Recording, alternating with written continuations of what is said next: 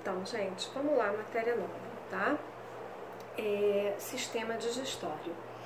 A digestão é uma função de transformar alimentos grandes em pequenos, macromoléculas em micromoléculas, para que elas fiquem tão pequenininhas ao ponto de conseguirem atravessar a membrana celular e fornecer ao organismo os nutrientes que eles precisam. Então, vamos lá. Aqui tem pra gente, ó, o nosso sistema digestório completo. Ele começa na boca, ele é chamado de tubo digestório, porque ele é, né, um tubo que desce aqui, enovela, e termina na região, passando pelo reto e ânus, tá? Existem alguns órgãos que nós chamamos de anexos, ou glândulas anexas, que participam, mas não estão nesse tubo, como o fígado, o pâncreas e as glândulas salivares. Então, aqui vem fazendo uma explicação para vocês, tá? O resumo de sistema digestório, e eu tô mandando para vocês também o PowerPoint e o resumo também, tá? Então, vamos às figuras. Bom, a digestão, né? O que vem a ser a digestão? A digestão é esse processo realizado pelo sistema digestório, onde as macromoléculas são transformadas em micromoléculas, em moléculas bem pequenininhas, tá? Esse processo ele compreende duas fases, uma fase de movimento e uma fase química, assim como na respiração.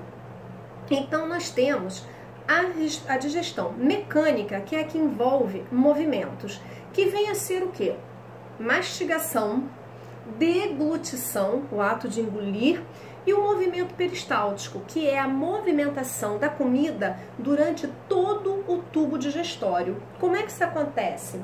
O alimento está aqui, então essa parte contrai, empurra o alimento, aí o alimento passa para cá, aí essa parte contrai, essa aqui já abriu, e vai fazendo isso durante todo o caminho, com isso vai empurrando.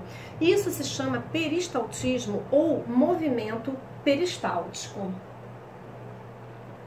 Aqui vem mostrando para vocês o seguinte, os produtos finais aqui embaixo da digestão. Vem só caracterizando pra gente aqui o seguinte, né? As moléculas grandes, as macromoléculas, transformadas em micromoléculas, ou seja, moléculas pequenas ao ponto de atravessar a membrana celular. A digestão, ela começa na boca. Aqui, além da mastigação, que é mecânica, nós temos também o processo da ação da saliva. A saliva, ela tem uma substância que age sobre o amido, que é um produto do carboidrato, dos açúcares. E aqui acontece pela amilase salivar ou pitialina a primeira digestão, além de transformar isso num bolo para facilitar a deglutição.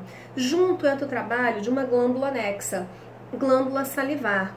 A glândula salivar, a saliva, o líquido, ela ajuda a dissolver o alimento para o gosto ser sentido pela língua e a umedecer, a fazer aquele bolo, né, bem úmido para facilitar a deglutição e que o alimento escorregue. Bom, antes da gente continuar, eu quero falar com vocês sobre a classificação dos alimentos, para vocês poderem entender lá na frente o produto final. Os alimentos, eles são divididos em 3 grupos. Energéticos, como o nome já diz, fornecem energia para o nosso corpo, tá? E a base deles são os lipídios, que são gorduras, e os carboidratos, que são os açúcares, principalmente os que vêm do amido, farinha de trigo, batata, arroz, aqueles de origem vegetal. Nós temos outros açúcares, como a frutose, que vem das frutas, a lactose, que vem do leite, tá? Mas o principal é o amido, que vem do vegetal. Nós temos alimentos chamados de plásticos ou construtores. São os que entram na fabricação de células e tecidos, matéria-prima para o nosso corpo. A principal fonte deles são as proteínas, que nós encontramos, por exemplo, no feijão, nas carnes vermelhas, no ovo, derivados do leite, no leite, nas leguminosas, tá? São fontes de proteínas. E os reguladores, que são os alimentos que regulam, como o nome já diz, as atividades do meu corpo. Eles são encontrados principalmente nas verduras e nas frutas, mas eles quase não entram no processo da digestão, como nós vamos ver, a não ser o açúcar que vem deles. Por quê? As fibras, elas não são digeridas, elas entram para ajudar no bolo alimentar, no bolo fecal, E as vitaminas e os sais minerais, eles vão ser ou hidrossolúveis, já na mastigação se dissolvem e viram partículas muito pequenas que serão aproveitadas diretamente no nosso intestino. Por isso que a gente vê que quando a gente se alimenta muito de salada e pouca proteína ou carboidrato, que tem uma digestão mais longa, rapidamente nós sentimos fome, né? Mas eles são muito importantes. Por que eles são importantes? Porque eles vão regular as atividades do meu corpo, ajudar produção celular, vão ajudar na formação de anticorpos, na renovação de tecidos. Tem várias doenças que são causadas, nós vamos ver no próximo capítulo, falaremos de alimentos, pela falta dessas vitaminas e desses sais minerais, tá bom? E aqui a gente tem uma pirâmide alimentar. Por que pirâmide? Ela é mais larga na base e o ápice mais fino, mostrando pra gente a quantidade do que a gente deve comer. Então, deixa eu ver pra vocês se assim fica melhor. Vamos lá. Aqui embaixo, ó, nós temos o que nós temos que comer em maior quantidade. Pães, massas, tubérculos, raízes e cereais, mas de preferência que sejam integrais, ou seja, aqueles que não foram refinados, que o meu corpo vai ter que trabalhar para isso. Depois entram os reguladores, depois os construtores e, por fim, os energéticos extras, que são gorduras e aquelas bobagens que nós comemos. Mas isso aqui, gente, não é uma regra definida. A gente vai falar disso lá na frente, porque isso aqui vai depender sexo, estilo de vida, idade, várias coisas. Mas o que eu quero que vocês entendam aqui? Que nós temos alimentos que são carboidratos, que vêm do amido, lipídios, da gordura e proteínas, que vêm principalmente das carnes, tá bom? Ou alimentos de origem animal, como leite e ovos. Então vamos lá. Bom, os órgãos do meu sistema digestório. A digestão começa na boca, aí vai passar pela faringe. A faringe tá aqui para vocês, ela é um órgão que compartilha do sistema respiratório, tá? Nós temos a glote aqui, essa região tem a epiglote, né? Que eu expliquei quando falei de sistema respiratório, que é a válvula que fecha para que não caia alimento. Agora que eu tô falando, tá fechada para o meu sistema digestório, o ar vai passar. Se eu comer, ela vai abrir para o sistema respiratório, para o sistema digestório e trava o sistema respiratório.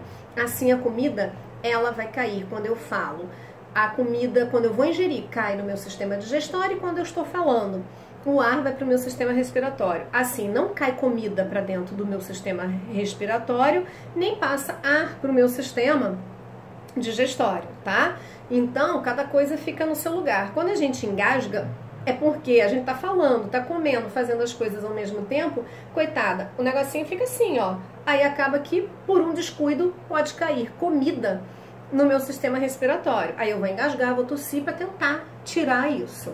Bom, descendo, eu vou ter o esôfago, que é esse tubo aqui, ó, que vai me ligar com o meu estômago. Existe uma válvula que fecha. O alimento que passa, ele não pode voltar. Se ele volta, isso é uma doença chamada refluxo esofágico. E aí o alimento cai no meu estômago. No estômago, gente, começa então o processo, quer dizer, começa não, dá início ao que já começou lá na boca, mas algumas substâncias começam aqui. Um processo, por exemplo, da digestão das proteínas. As proteínas, elas começam aqui. O meu estômago, ele tem uma série de ácidos bastante corrosivos, ácido clorídrico, inclusive. Só que por que a gente não tem uma ardência, uma dor, uma ferida? Porque a parede do meu estômago, ela tem uma mucosa que forra para evitar que esses ácidos agridam. Como que esse ácido é produzido? Quando eu mastigo, eu começo a mastigar, ou sinto o cheiro da comida, começo a salivar. Se eu começo a mastigar, eu aciono meu sistema nervoso e aí eu começo a liberar ácido clorídrico. Por isso que a mãe reclama da gente comer chiclete. O chiclete a gente fica, né, mastigando, ruminando, aquilo ali que nunca vai chegar no meu estômago. Mas o meu cérebro entendeu que se eu estou mastigando, vai chegar comida. Ele produz ácido clorídrico. Ou situações de estresse, ou situações onde eu exagero na besteira, eu produzo ácido clorídrico em excesso. Posso causar uma irritação chamada gastrite, se eu não cuido. esse ácido começa a provocar uma certa feridinha e a gente pode até chegar a ter uma úlcera, tá? Então, a comida caiu no meu estômago, já foi mastigada, ela cai ali, né? Esse primeiro bolo. Aqui, esses ácidos digestórios ou sucos entéricos, além do ácido clorídrico que eu tenho esse ácido, ele vai ter uma enzima. O que é enzima? Opa, chegamos então, olha só, digestão mecânica, mastiguei, digestão química, ação da saliva, degluti, mecânica, cheguei no estômago, digestão química e começa a haver um movimento também mecânico que é o peristaltismo. Qual é a química que acontece aqui? Simplesmente eu vou ter, além do ácido agindo, eu vou ter o suco entérico, que são enzimas. O que são enzimas, professora? São substâncias catalisadoras, substâncias que aceleram, substâncias que quebram as moléculas. Aqui eu vou ter, por exemplo, as proteases. São enzimas ase de enzima, proto de proteína, que agem sobre as proteínas. Eu vou ter a primeira digestão, por exemplo, das minhas proteínas. E eu começo, então, a quebrar essas moléculas que já foram amassadas, desmembradas na boca, em pedaços cada vez menores. Aí, então, do meu estômago, ó, eu vou passar para cá, para o meu intestino delgado. O intestino delgado, que tá aqui assim, esse meiozinho, tá? Tá aqui assim, é ali que realmente acontece o processo final e mais importante da digestão. Porque além da quebra das proteínas, dos carboidratos, das gorduras, de tudo que eu tenho para terminar, eu vou ter a absorção. Então, para o vídeo não ficar muito grande, eu vou parar ele agora e nós vamos fazer um segundo vídeo explicando esse processo da digestão e essas outras funções.